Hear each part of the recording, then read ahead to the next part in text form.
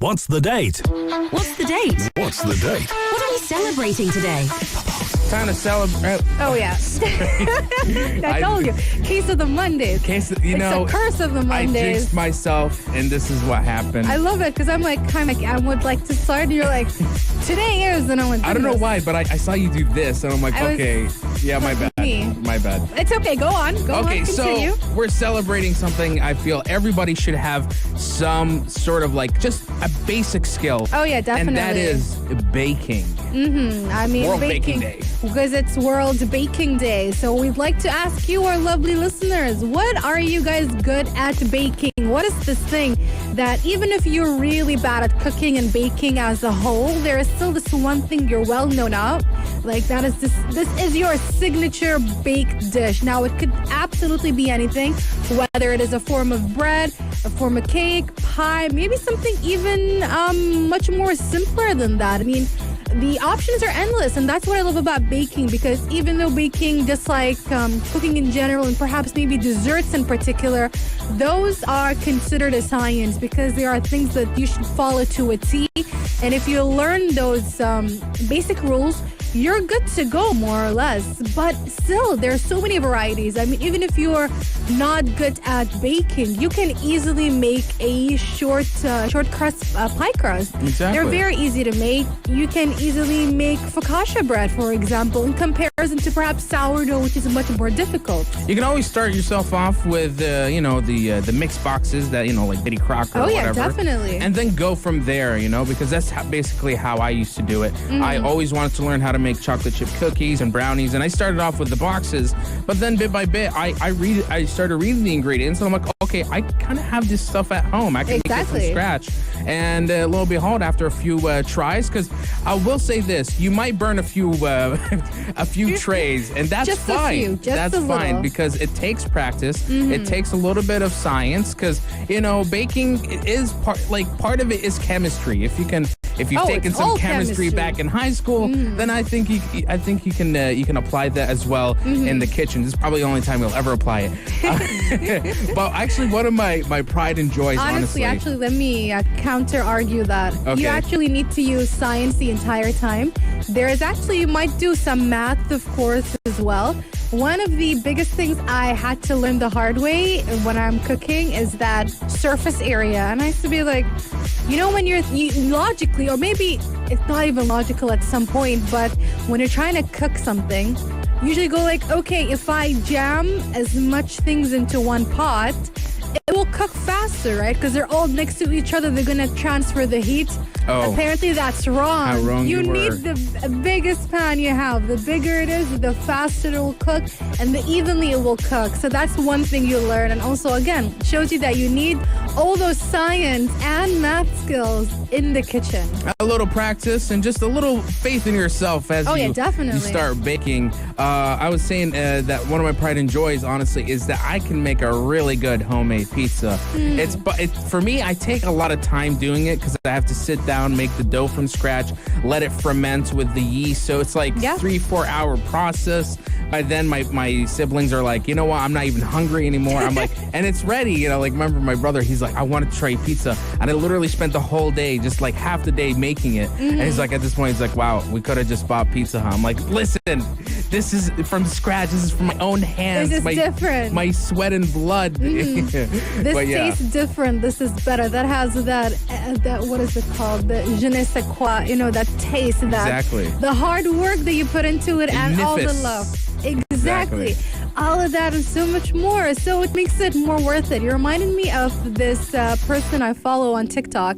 And this girl, she chronicles her younger brother's cooking adventures. He's around 14 or 15, and he's just hilarious because he just loves going the 20-step extra mile when it comes to cooking. Above and beyond. And she always complains that he will start in the morning and he'll end up eating at 8 p.m. because that's how long it takes. And I feel like probably it's the same thing. Yeah. Whereas family's like, you know what? We don't even want to eat this anymore. Just get on with it. We don't care anymore. But it tastes different when you put in that work and you make it extra special, especially when it's something that you're passionate about and you love so much, which is why I actually stopped making pies for a very, very long time because I messed up my signature pie dough. No. My pie crust did not work out just once, and I'm like, this is what I'm known for, and I messed it up. And ever since I then, it's can't. just I like- cannot. But I feel like every once in a while, something in me is like, bring her back. Bring back that Well, the baker. It's World Baking Day. World Baking Day. I think maybe this should be your motivation, that little spark to revisit an old recipe. Absolutely. Maybe I need to, because I had it in my old iPod. That's how old the recipe is. Oh my I've God. memorized it, but I used to turn up my iPod and just put it up and look through it just to make sure that it's the correct thing. But since I've been following a lot of bakers and chefs on TikTok and home cooks on TikTok, I think I learned some new skills. And I did make a focaccia a while back. It was my first time ever. So you see, you and they still loved got it. She's there. She's inside. We need to just take her out of the shadows. She's kind of shy Baker now. Aisha. She's shy. We're gonna Let it out. let her out and just just tell the haters that too bad. We're gonna go back to baking. Guys, text us 4215 Etisalat or do tell us, what are you guys good at baking? And also, if you wanna send us some, we'd love to try it. Just a short Some muffins, some cookies, some brownies. anything. 4215. Bread, focaccia, whatever it is. Text us 4215. Mikhail's gonna be waiting at the gate for you. So we're also gonna take a short break, and coming up next is that Crash Bandicoot teaser, because it's a teaser from the sound actors and actresses themselves. They didn't really tell us what's happening, but we think we know what it's gonna be about. Tune in, because it's gonna be coming right up next, right here on the Afternoon Karak. Pulse 95. Not last week, the week before it, we reviewed, was it 2 weeks ago? But anyway, we reviewed the Mitchells versus the Machine, and that was our first 10 out of 10. Yes. I think that should have been my second 10 out of 10. Because Crash Bandicoot 4. Crash Bandicoot 4 should have been my first 10 out of 10. Because again, the more I think about it, because when we were looking at the Mitchells versus the Machines, you and I both agreed that we couldn't really find any faults in the movie. It was just all incredibly fun. Yeah. And it's revisitable. That is the most important part when it comes to reviewing anything. At least to me, I feel like, can I come back to it? Can I rewatch it? Can I replay it? Does it have that factor? Yeah. And I said yes. That's why it deserves 10 out of 10. And I thought about it when I went home, and I was like, yeah, that's so cool, our first 10 out of 10. And I was like, I feel the same way about Crash Bandicoot 4. It has a revisitable element, and to be honest, there really wasn't any fault in the game, especially if you think about it as a whole package. The thing that they delivered to us was just perfect, to say the least. You're right. I remember we gave it a 9 out of 10. I'd say my only gripe with the game is that it has like a fluctuating difficulty spike. Every level is unique, but also it had a problem where some players just could not complete it. They were a little bit tougher than we expected. Oh my God, you haven't played the demo, did you? I didn't play the demo, but I did play the game, and there were some levels that... No, if you played the demo, you'd learn really quickly that the rest of the game isn't as bad, because the demo just had... difficulty was way up here. And game levels were insane, though. They're insane, but they're very creative. And it challenges you, because I feel like what Crash Bandicoot had to prove and do is that they shouldn't just, because they're trying to obviously introduce themselves to a new generation, but also they need to remember that old generation that grew up on this game.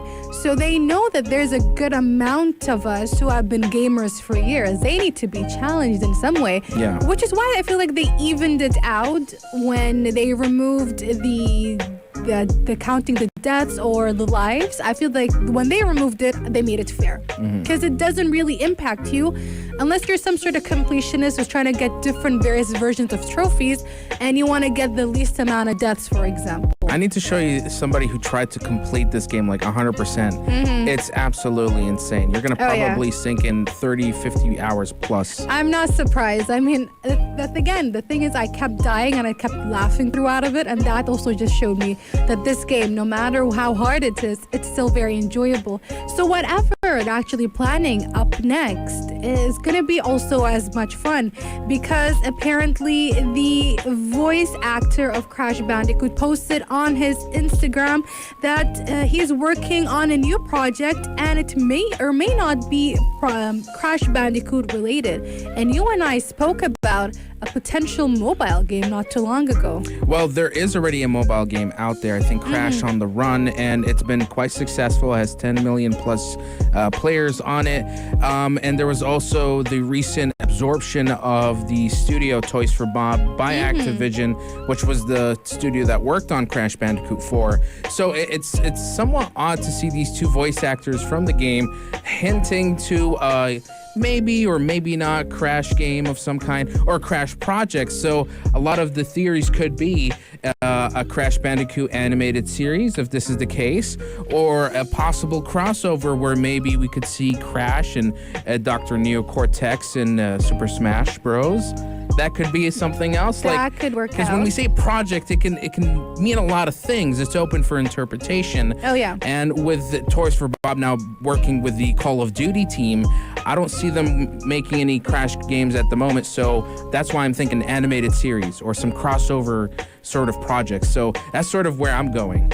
That could work out. I feel like there actually can be another mobile game. Look at everybody. They're tapping into the industry. You're right, like a party game or something. Something a bit different. Maybe they can do something similar to Mario Kart and bring it to your mobile. Oh, Crash Team Racing Tour. Exactly. Or, if you guys remember, there are several Crash games that came after Crash Team Racing, which is considered, even though we do have a Crash 4 now, but back when we were kids, I used to count it, that would be considered Crash 4. There was another game called Crash Bash that came out right after that. God. And it's a very interesting kind of co-op game, multiplayer game. Yeah. So imagine if they bring it to the newer generation, whether it's on the Switch or on the PlayStation or Xbox. It's like a weird take of Mario Party, you could say. Oh, it's insane. So imagine that game on the new platforms. That would be amazing. And it would also help, introduce people to that game, because I feel like a lot of people were only introduced up to Crash Team Racing, but nothing beyond that.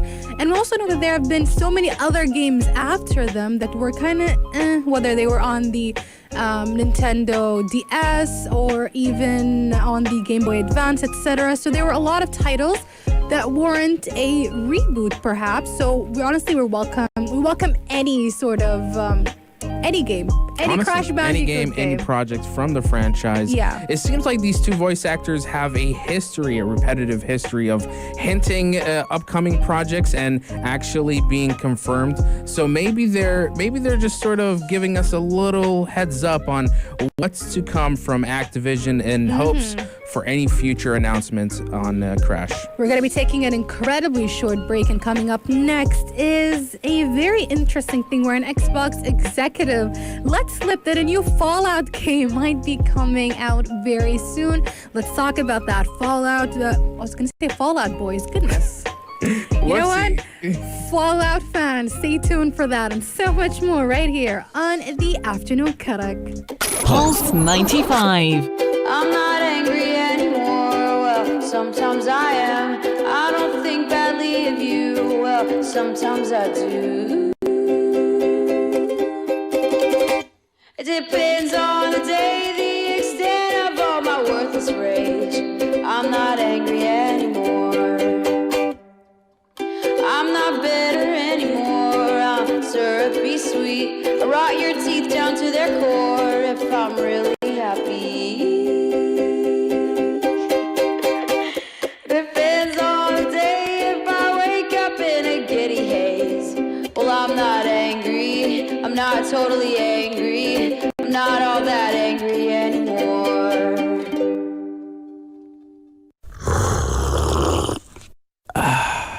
Make a hot cuppa and relax. It's Afternoon Karak with Aisha Al-Mazmi and Mikhail Atiyah. On Pulse 95. It's very interesting when somebody accidentally reveals something, whether it's in the movie industry or the gaming industry. And usually when it's somebody who is on the lower part of the food chain, they would get into trouble. But what happens when it's the the executive or one of the executive of Xbox letting out accidentally that there's going to be a new Fallout game. So this comes from Dan Becker, who is the Xbox head of gaming services, who was in a recent interview a couple of days back and was talking about some of the new potential IPs, he says, that could be worked in the foreseeable future. He mentioned Halo, he mentioned Forza, but then he dropped the name Fallout out of nowhere, and immediately he was very dismissive of it and just tried to move on to the next question.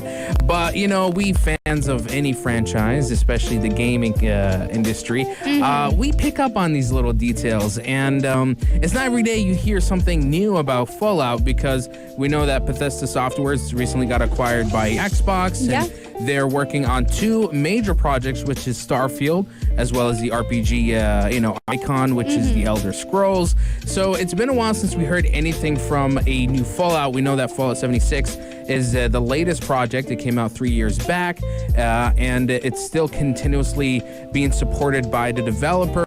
But it's been 6 years since Fallout 4, since a single player open world RPG like that game. So maybe there is some truth to the slip up he made. Or since the conversation was about the Xbox Game Pass, they might just be talking about any of the old titles that might be available on the pass in the future. Again, the interpretation is open to all of you. I think he did it on purpose. He just threw it out there. It wasn't an accidental slip.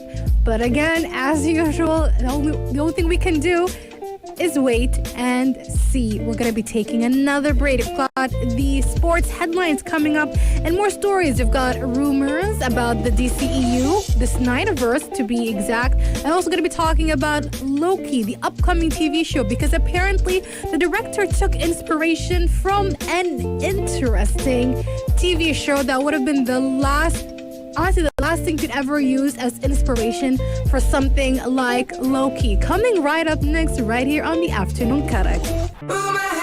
Speculation, gossip, or hoax.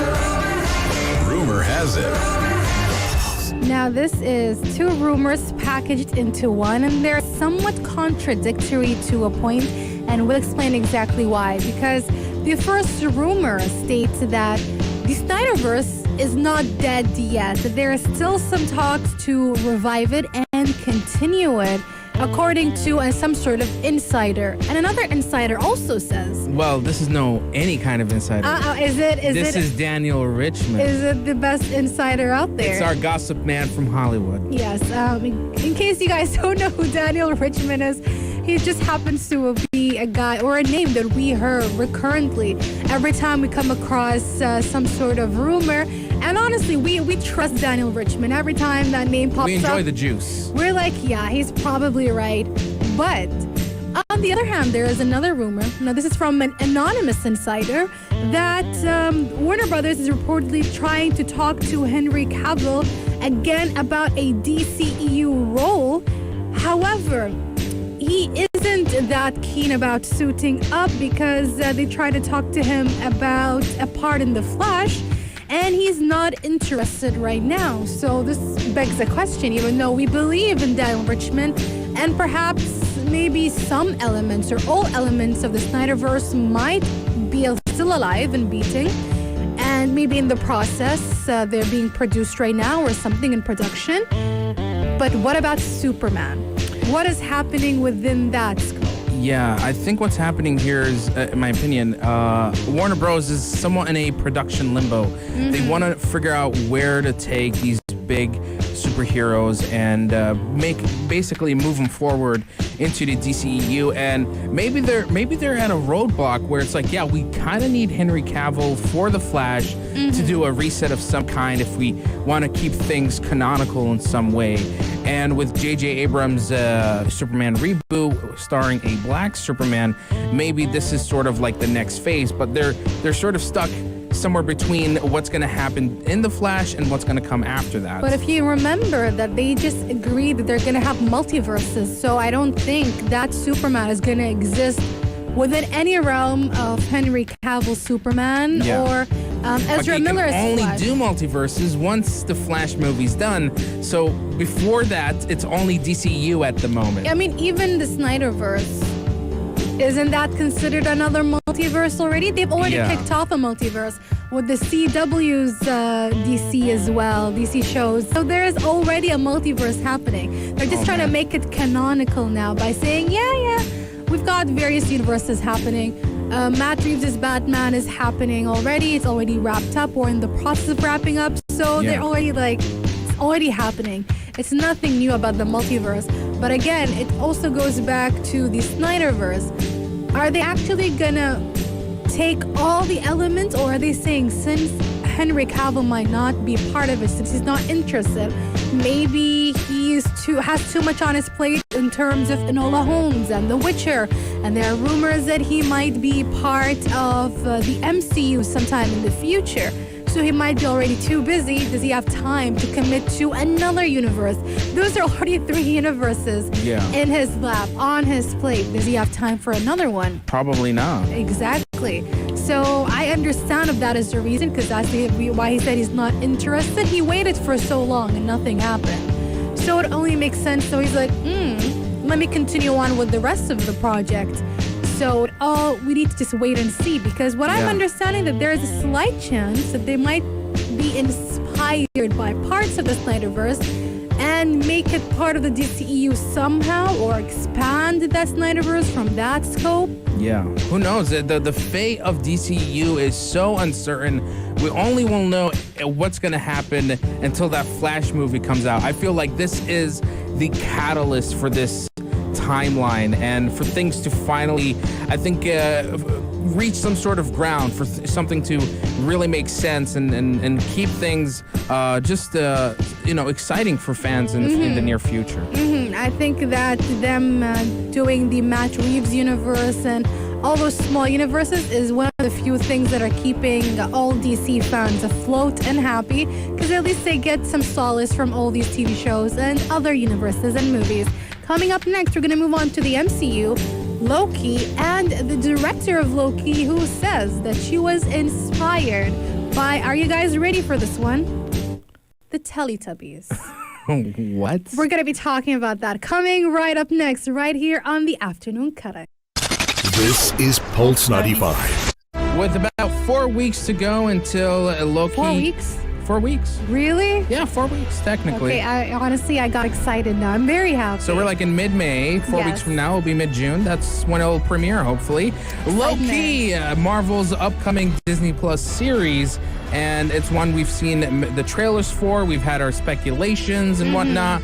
And there is a recent review with the series director Kate Herron, who shared 3 main inspirations for Loki.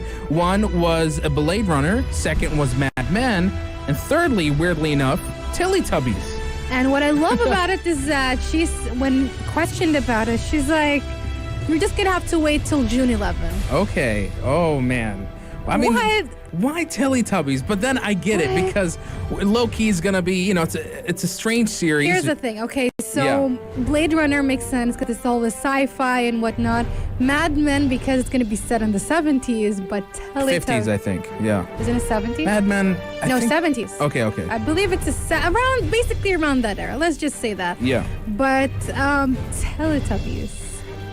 Teletubbies. So that means I think Loki is probably going to be going into all sorts of different worlds, and one of them is a Teletubbies-inspired one. Or maybe even just Teletubbies might become like a canon thing in the world of Marvel. I don't know. Do you think they have the license to show the Teletubbies in Loki? I think so. But then again, Teletubbies is a really big, I feel like you probably have to pay a lot of money to... Oh, yeah. And also, I think they want to maintain their childish, innocent outlook. They don't want to be associated in any way with the MCU or Loki, to say the least. Okay. But I think they might do something really interesting with it. It won't just be a, whimsical world. I think there's a twist to it, a dark twist. I think I know what it is. What? Loki is going to turn into the sun. Oh my God. Like the baby sun? I could see that, yeah. Turn into a son of some sort. Maybe I that's don't his know. punishment. If he doesn't if he doesn't work with the organization that try to balance time. So maybe like this is his prison or his detention, and he stays there for like a day or two, and he's like, guys, please, I can't do this anymore. I'll tired work of with it. you, you know. Or maybe he is put in a just like you said, in some sort of prison that is reminiscent of that island or that place where the Teletubbies live, that is very weird and psychedelic in some way, and the colors and just the never-ending rolling hills everywhere. So honestly, our imagination is the only thing keeping us afloat right now, since again Kate Herron says that we need to wait and see. Oh my God. Already I'm excited. Loki is going to be, I think even stranger than WandaVision. Oh yeah, it could easily be that. And it is one of the most anticipated Marvel TV shows, Disney Plus Marvel TV shows. Like hands down, I'm pretty sure everybody is going to be watching it. It might actually have high ratings, as high as WandaVision, if not even higher. Probably, yeah. I mean, WandaVision dealt with reality. Falcon and the Winter Soldier dealt with terrorism and the legacy of Captain America. And I think Loki's going to deal with space and time. So, boy, oh boy, can't wait for this. And also Loki, I feel, is one of the fan favorites when it comes to the three TV shows. He is. Tom Hiddleston is quite the crush, I can imagine. He's the bestest. We love him. Everybody loves him in the MCU. And also, in general, if you talk about one of the oldest characters, Loki has always been there since 2011. Wow. So he's just been ongoing. And actually, I believe last week was the anniversary of Thor coming out. The first Thor. And also the article that came out that was downplaying Chris Hemsworth and Tom Hiddleston's acting abilities, because they're like, we cannot believe that Marvel picked those two nobodies. Look at those two nobodies. They're having their own movies. They're having their own shows. Exactly, and everybody loves them across the world. Who's laughing now?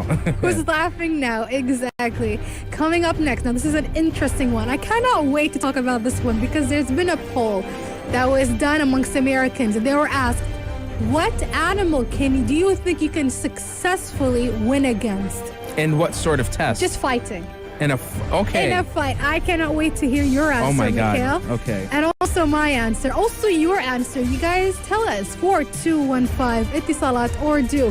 What animal can you successfully fight and win against? Coming right up next, right here on the Afternoon Karak. Pulse 95.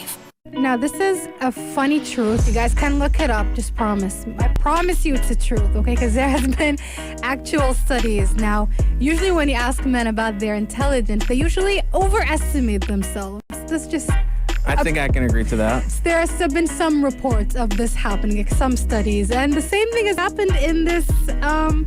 another report or a poll where they asked a bunch of American men who they think they can beat in a fight, and when it comes to animals. And a lot of them were kind of incredibly ambitious. Yeah, I was actually looking at the poll, and some of them were boasting.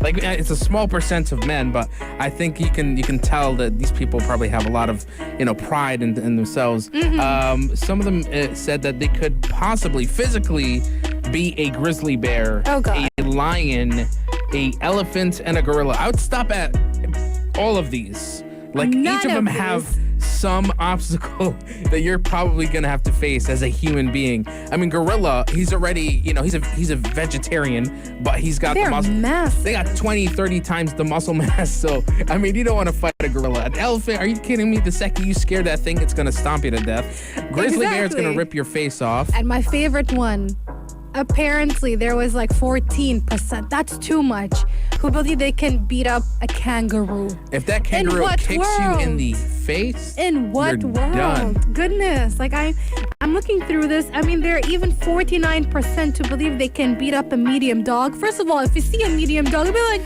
that's so cute, I cannot do anything. I would not fight a dog. And also, the 23% who believe they can fight a large dog. Those are massive and they're terrifying. And the large dogs are usually trained for some particular task. Like the small ones usually are the very domesticated ones, the ones you keep in your apartments and whatnot. But the big ones are there to chase wolves. They're there to chase coyotes, all those big animals. Now, I can see where some of you guys may think it's possible, but if you're ever going to pull that off, you got to be real quick because a large dog can overpower you. Oh, God, yeah. Really quickly. Just, a bite into your arm or your leg and you're pretty much done. Honestly. But I love how there was 72% who were like, yeah, I can beat up a rat. I was like, okay. It's possible, but a rat still is very fast and nimble. Even if you catch it, it's gonna bite you like crazy. True, but let's pretend you're actually fighting. If you're pitched against each other. Obviously, you're gonna beat up. You can easily beat up a rat because they're tiny. But house cat, that's just mean. It'd be very tough to physically fight a house cat because it's got claws. Oh yeah. It's got sharp teeth. It's relentless. I don't know if you've seen videos of cats jumping and pouncing on guys. It's an absolute nightmare. And again, it's going to be one of those things where if you're going to try to defeat it, you're going to have to be real quick about it. And also there was 12% who said that they can fight wolves, 9% who are adamant they can fight a crocodile, and 15% who believe they can fight a king cobra, which is also mean because possible. No, here's the thing. Most snakes, they don't want to fight with you. Yeah. They just want to leave. They try to scare you. But also, do not underestimate how fast a snake can be. Okay, Mikhail, who can you fight? From this list here. Actually, no, in general, any animal. I can fight a pigeon. I can take a pigeon down anytime. Just lure it with some bread and then just give it one punch. First of all, we do not condone violence over here. It's all hypothetical here. It's all hypothetical. Please do not beat up any animals unless they're attacking you. And even if then they're attacking you, try to run away and call somebody instead. So pigeons, I can take down pigeons. Yeah. I can take down ferrets. They're just little wobbly noodles, Why just would you ever? Listen, they're so cute and tiny. I know they they're would cute. never. Just, Do you know what would be a goodness? I'm hoping none of you guys are watching our live stream because Mikhail is being very colorful with his hand gestures. Goodness, do not fight any animal. What about you? I don't think I can fight them, but I want to see myself fight them. Yeah. Raccoons. That would be interesting. You're asking for a whole lot of trouble, honestly. They are feisty little things. Oh yeah, I know that, but it's going to be funny to watch. But you know who would also be cool? What? A bunch of squirrels in a trench coat. Oh my God. I hope they win. We brought them back. If you guys missed out on the squirrels in the trench coat, check out our Evening Karak podcast. We talk about them every once in a while. We need to wrap up because we've got our last segment, Aisha and Mikhail Suggest, coming right up next after some Kali Uchis. We love Kali Uchis here on the Afternoon Karak. So here is Telepatia, just in case you guys are not tired of listening to it. It's almost 5 p.m. That was Afternoon Karak. For dessert, Aisha and Mikhail Suggest. All right, we're nearing the end of the hour. We got to wrap things up. But don't forget, guys, if you miss out on any of our discussions, you can tune in later on our YouTube channel at Pulse 95 Radio. Support us by subscribing to that channel. And also, tune into our podcast on Spotify, Apple Podcasts, and Rami, and what else? Wherever you listen to podcasts. Yes. Afternoon Karak on any of the podcast platforms, and you're good to go. But before we go, we always love to give you guys a little bit of suggestion. This time it comes from Aisha Almazmi. Now, I haven't done this for a while, so here is a checkup on your New Year's resolution. We're in the 5th month of the year. We're nearly at the halfway mark. Is everything going okay? Time to recalibrate, perhaps. You guys have gotten a good foot into the year. You know what's working and what's not working. Do not be afraid to drop things and take on new things. You're to the 5th month, you might be thinking, no, I'm good to go. This is enough. This is not working out for me. No. Remake and redo and recalibrate. That is okay. If there are lots of thinking to do, go ahead and do this thinking and add new goals. What's stopping you from doing your New Year's resolutions in the middle of May, in the middle of June? Nobody's stopping you. There are no rules. Go crazy, have fun, and the fun continues right here on Pulse 95 with Yalla Home, Big Hass, Anna Schofield taking over only here on Pulse 95. if you liked this episode of Afternoon Karak, drop a like and subscribe. Pulse 95. Be sure to follow us on Instagram for all our daily updates and top stories.